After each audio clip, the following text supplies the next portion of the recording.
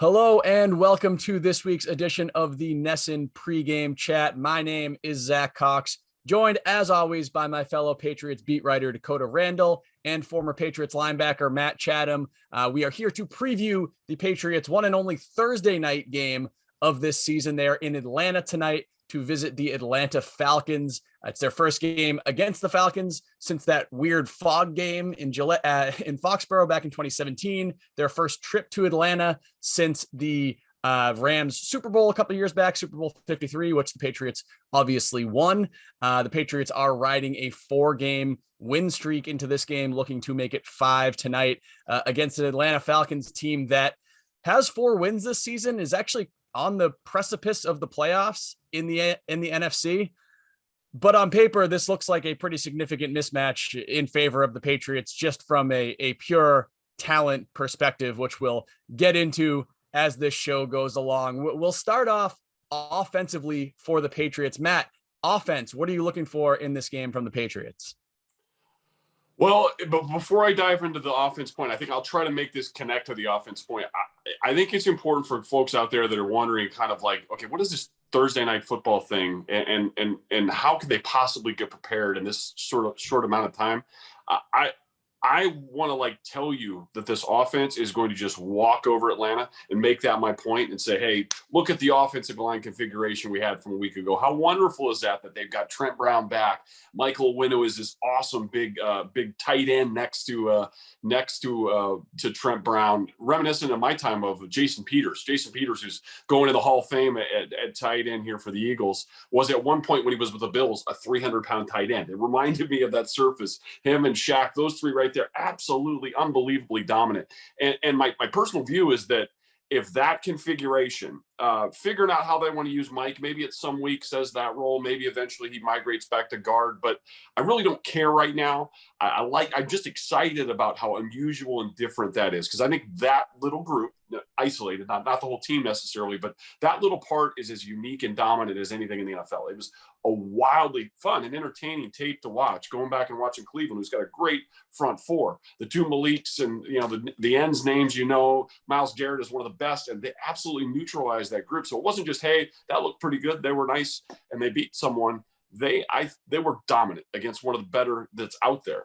So I want to get excited about this. I want to say, hey, guys, that offensive line configuration, that group right there, if they can just keep them healthy, and you add back in Damian Harris, presumably now off concussion protocol, if you get the back rotation healthy, you marry it up with this line group that's wildly good, and that's what I think we thought we were going to get out of camp, but because Trent's health is something that has to be managed with that calf, we haven't seen as much of it. I want to dive in all the way into the tub and say, man, that is the train they'll ride all the way into January, maybe further. I feel strongly about that. No hyperbole. I think it could be really that good, but it's difficult to go there in a week where we're talking about Thursday night football. And that's sort of the little player thing in the back of my head that's saying, okay, last year, the Patriots had won 4 of 5. They're coming off a 45-0 win against the Chargers. And then they dropped it, whatever it was, 26-3 or 28-3 or something like that. 24-3, yeah. Yeah. So I remember, and I know this is the kind of stuff that Coach Belichick is telling them in that room. They've been hot in recent memory. A lot of the guys in the room know what it's like to have some down portions, ascend, feel like you've arrived, the big stage win against a well-regarded team. Show some elements that people like us can go, wow, did you see how dominant they were in that perspective of the game, in that aspect of the game, and say, gosh, if you could just carry that forward, they're ready to roll. But the real message that generally happens, especially on weeks like this, because they don't go back out and practice, they basically just do walkthroughs, is that it sounds good. That's what I think will be the key. But the most important thing on Thursday night football is performance. So that was a long spiel just to say, all of it looks to line up to be that kind of team. And man, that'll be an awesome story, but they got to go out and put it out week to week. Remember that there's one last fine little stat for the year. I believe it was a 75. There's been a 75-point total game. There's been a 69-point total game. There's also been a 32 and a 33. So I think sometimes people will think, oh, ugly Thursday night football. Does that mean we're going to get a 10-7 game or something ugly that way? It can also be ugly in the other direction where a team plays far below their norm defensively and it goes wildly ugly, easy scores. So I don't know what to tell you. I know you're watching us because you want to get the real insight on what's going to happen in this game. But I think that's what makes these so compelling. Players hate them. It's a weird week for media, but I'm kind of excited because I have no clue how this is going to go. Could be 13-10. Could be 45-20, could be just about anything, but it's imperative that the Patriots just go out and perform and they'll get it done. We've certainly seen some odd and unexpected results on Thursday night this season. Even just going back to last week, the Miami Dolphins, who I believe only had 1 or 2 wins at the time, they went out and beat the Baltimore Ravens. But branching off your point on the offensive line, it's going to be interesting to see whether the Patriots keep that configuration that they had last week, because it was interesting. We talked to Josh McDaniels, the offensive coordinator this week, asked him why Mike Onwenu came out of the starting lineup when Trent Brown went back in. And McDaniels' answer was because they knew Trent Brown was not going to play the entire game. They knew Mike Onwenu was going to get some reps at right tackle. And inferring from that is that they didn't want to start him at left guard and then move him to right tackle, put somebody else in at left guard, then move him back to left guard, put somebody else back in. Too many moving pieces there. So that begs the question to me, once Trent Brown is back to full go, whether that's this week, whether that's next week, will we see Mike Onwenu back over at left guard, or will he continue to be in the kind of swing tackle, jumbo tight end type role that we saw him in last week? But certainly the unit they had out there was very strong, and Trent Brown looked pretty darn good in his first game back in action. Matt, you have something real quick? One real super brief point. Dean Pease is the coordinator, and obviously for the Falcons now, or my former coach, he made some commentary this week about how aggressively they run and how aggressively they block.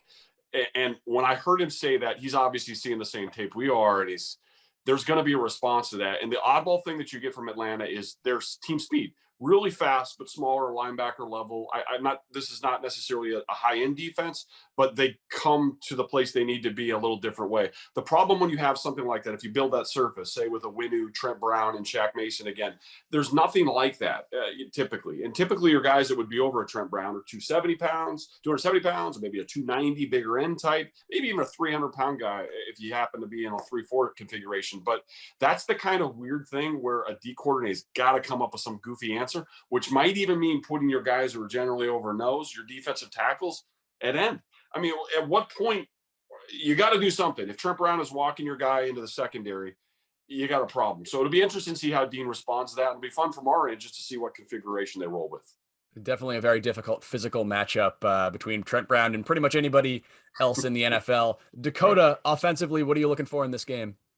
Yeah, and just sort of going off of both of you said, these Thursday night games are so difficult to predict. You never know what's going to happen. Like, it can go any way. And also, I think one factor at play here is the Falcons just lost 43-3 to the Dallas Cowboys, and you just wonder, like, if they're a team of pride, do they take that result last weekend and try and and really have a big performance this week? That does happen sometimes.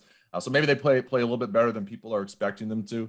But on offense, for me, I'm really just looking for Mac Jones to have another strong game. And again, if things get weird in a Thursday night game, so be it. But I'm just going to operate on the assumption right now that it's kind of a normal game. And if so, I expect him, again, to have another good game. He's coming off, arguably, or in my opinion at least, his best performance of the season. And I don't think it's a coincidence that it came on a day when arguably the offensive line had its best game of the season. The previous couple games, Mac Jones looked, I would say, sped up. If nothing else, but in this game or against the Browns, he was decisive.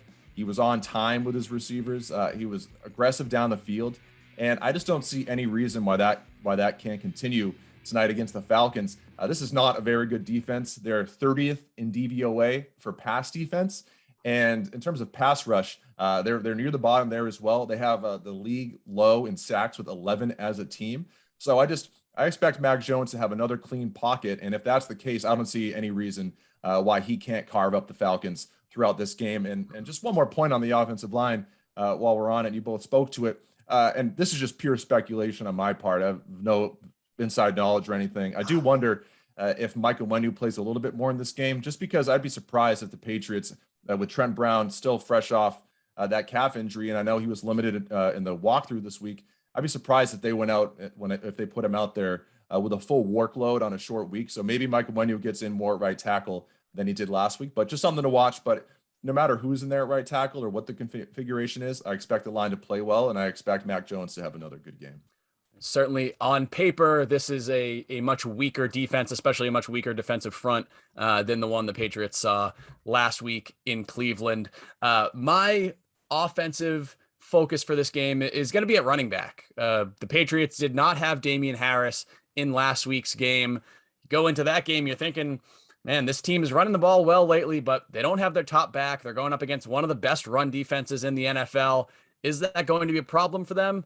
The answer was a resounding no. Ramondre Stevenson ran for 100 yards, 2 touchdowns on 20 carries, really looked fantastic in that game. He's now gone over 100 yards from scrimmage in each of his last 2 games. Just the second Patriots rookie running back in the Bill Belichick era to do that. So he has certainly come on very strong in these last couple of weeks. But now Damian Harris, as you mentioned earlier, Matt, out of concussion protocol, off the injury report. The expectation is that he will be active and playing here tonight.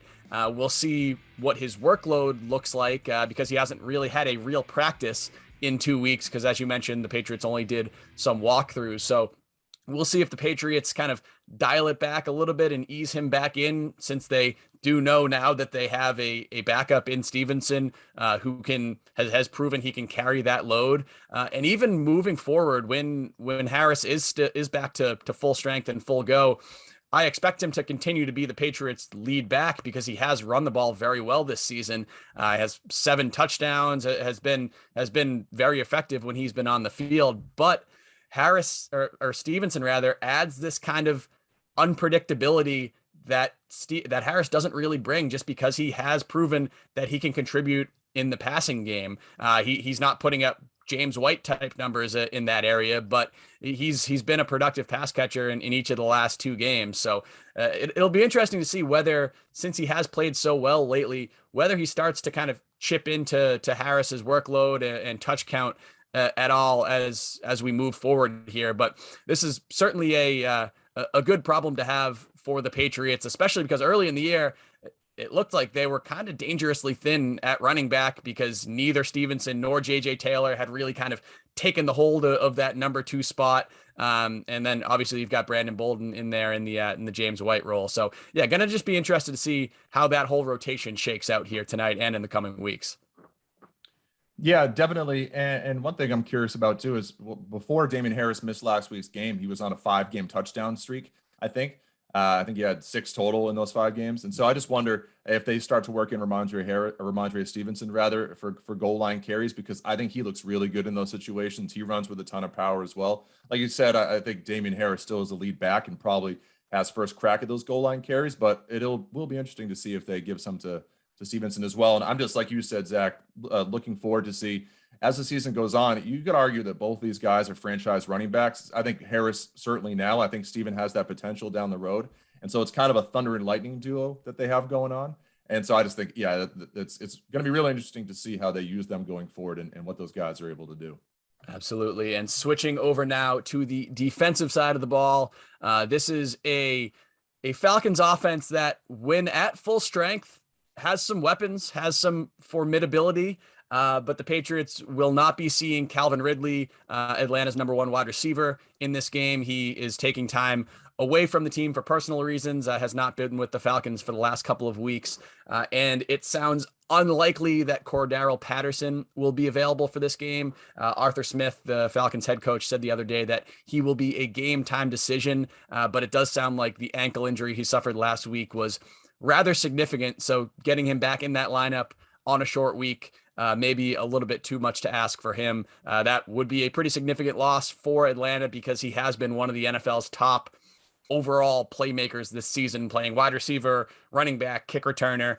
He really brings a lot to this Atlanta team in multiple ways. So Matt, defensively for the Patriots and offensively for the Falcons, what are you looking for in this game? I actually love that you touched on the Patterson point, because I remember when he was here, and it seemed like a gimmick at first, and I was really interested if that guy would get an opportunity where someone would commit to him as an actual back and what it would look like. And he's been really good, but you're right. It's coming out of game time. It's a short week. If you have any massive swelling, even if it isn't a high ankle kind of situation, it's tough to manage that and get the play on a Thursday night. But maybe we'll see, right? But the other two guys in that backfield, relatively underutilized. Mike Davis is a guy I think has some ability, but he has a real low touch week last week. Wayne Gallman, who folks might remember from his days as a Giant, was the high touch guy last week. But it puts a lot of stress, as you sort of teed it, Zach, the idea that they don't have Ridley. We'll get into some of the other weapons that they do have here in a little bit, but it puts a lot of stress on any passing team to have virtually no running attack, but they look very thin there. So I would make more of a macro point this week. You'll often hear us when we do the pregame chat, where we'll talk about certain matchups or certain maybe scheme choices or what's different about this team and how they'll match them. But this is a week when you do the Thursday night football thing, it's really tough to do that. So by and large, I think the teams that will have more success have a little bit deeper playbooks and usually work through them. In other words, it's not as if some places, some defenses, particularly in offenses as well, have more core stuff that they roll with, and they kind of play it through 17 games, 16 on our normal season. But I think the teams that have a little deeper well and that are a little different week to week can sort of tap into that on a short week and don't need the massive practice time. I think the teams that can be hurt is the team that kind of does the same thing every week anyhow, and doesn't really have time to come up with some goofy blitz or some wild new gimmick offensive play or package. It's tough to do in a ballroom. It's tough to do as a walkthrough out on a football field. And I love the line that Dakota said that, it was the Patriots guy, but he was limited in a walkthrough. What the hell does that mean? Like, if you can't walk through, what are you doing? Right. But anyhow, so the major point here is in that environment, understanding that context. I think these games often come down to just I'm not going to swear on the air, not essing the bed, not pooping the bed, excuse me, not doing something so dissimilar to your norm that you really throw any particular game plan you had in, or any sort of plans you intended to carry out in the game to just go away. And that's so important on situations like this. I don't think these games ever come down to, wow, who had the massive best game plan on Thursday night? It's more who plays to their norm. So from that side of the football, you got to tackle really well.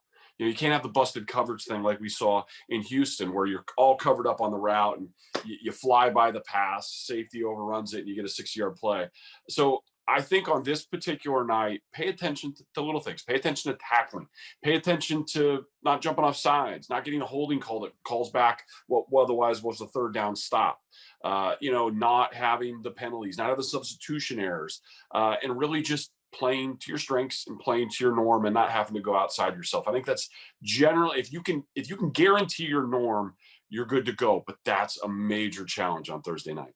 Yep. And I think that's been one of the things that the Patriots have done a lot or much better of late than they did early in this season, of really finding what they do well and doing those things well, as simple as that sounds. Dakota, defensively, what are you looking for here?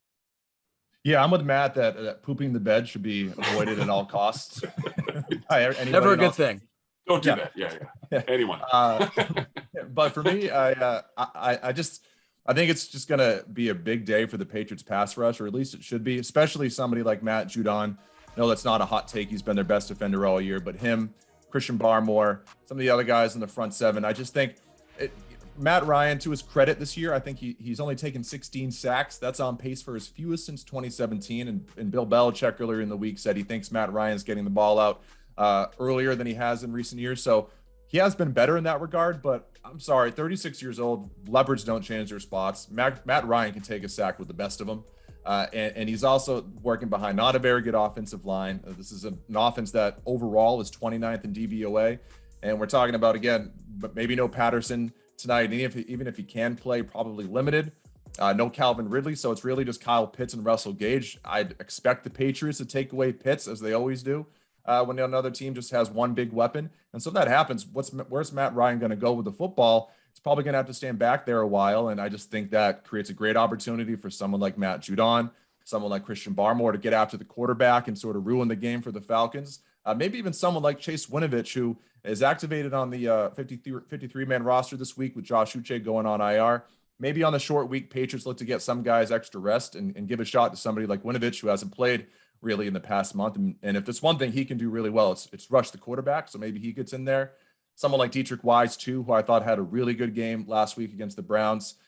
So, yeah, I just think pass rush is going to be huge. It's Matt Ryan's biggest pitfall, taking sacks when he doesn't need to. And if the Patriots can get after him, I think it'll be a pretty easy day for them overall on defense. I like the point you made about Chase Winovich because, yes, he was activated off injured reserve yesterday. He will be taking the place of Josh Uche, who was placed on injured reserve yesterday. And I think you can't really find many flaws in this Patriots defense over these last couple of games, but it's maybe secondary pass rushing is something that they can improve because Josh Uche, who a lot of us were really kind of pinning for a breakout year this year, just really hasn't come together for him. And in his last 7 games before he landed on IR, 0 sacks, 7 total quarterback pressures, in something like 120 pass rush snaps. So he really just wasn't delivering for the Patriots in that area.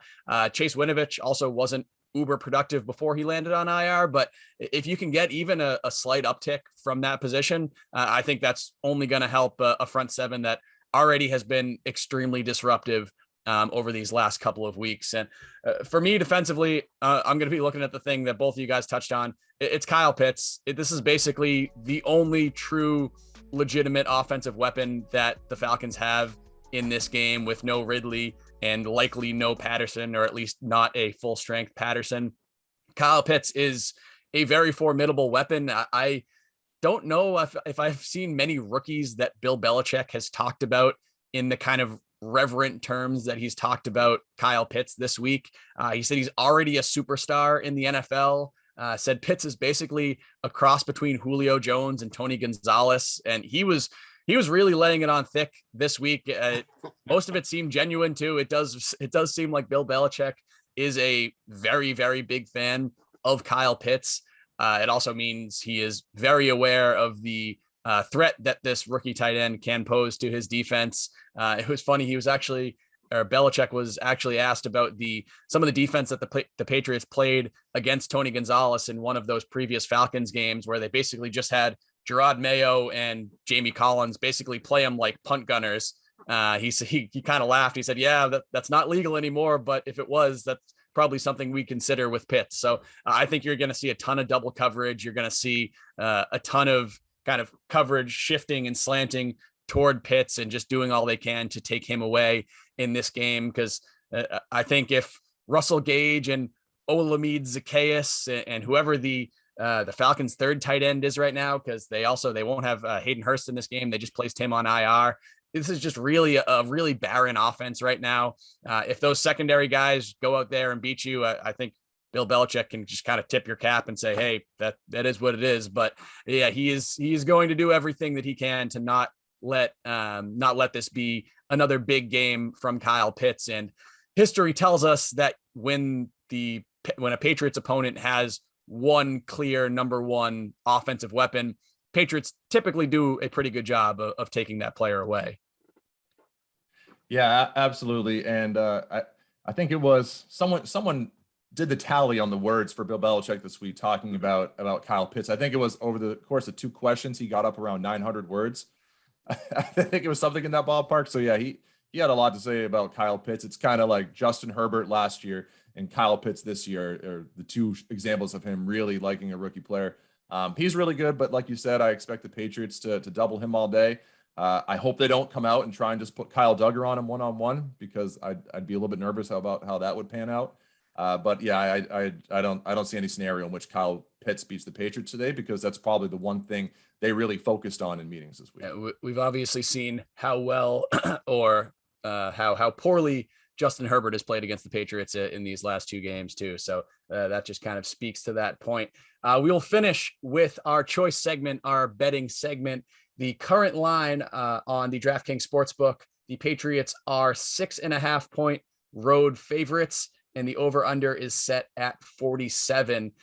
Before we jump into this, just some quick stats about this Falcons team. Mentioned off the top, they're 4-5, pretty solid record. But if you dig into the advanced analytics a little bit, some of the efficiency stats, Dakota, you've mentioned a few of them, the DVOA ones. According to those stats, this is arguably the worst team in the NFL this year. I mean, they are 32nd in overall DVOA, 29th in offense DVOA, 31st in defense DVOA, and 32nd in special teams DVOA. So the number crunchers really do not like what they've seen from the Atlanta Falcons this season. And as I mentioned off the top, on paper, this is a game the Patriots absolutely should win. But any team going on the road, 6.5 points is a lot to cover on a Thursday night road game against an unfamiliar opponent. Matt, where are you leaning betting wise in this game? Yeah, I'm terrified because of so many factors of sort of uncertainty that we've kind of touched on. The 6.5 is a big number.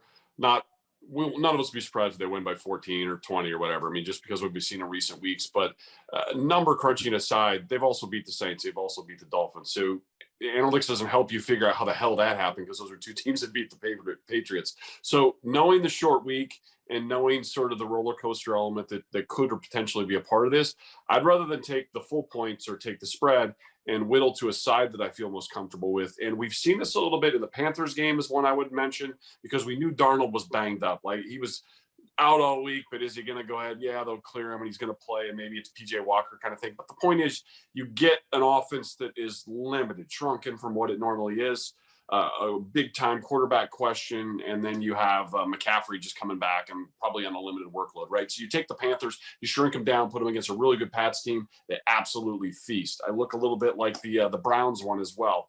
You don't get Chubb. You don't get their best guy. And we saw how quickly after the Patriots' second series corrected some things, got out of this full line stunt thing they were doing, brought in a ninth, not eighth. They stopped playing split safety, and they sort of solved the puzzle to what the Browns had done to them on that first drive. And the only reason I bring that up is because it pushes me to one side props. So for this game, I would go under on the team total for Atlanta at 19.5.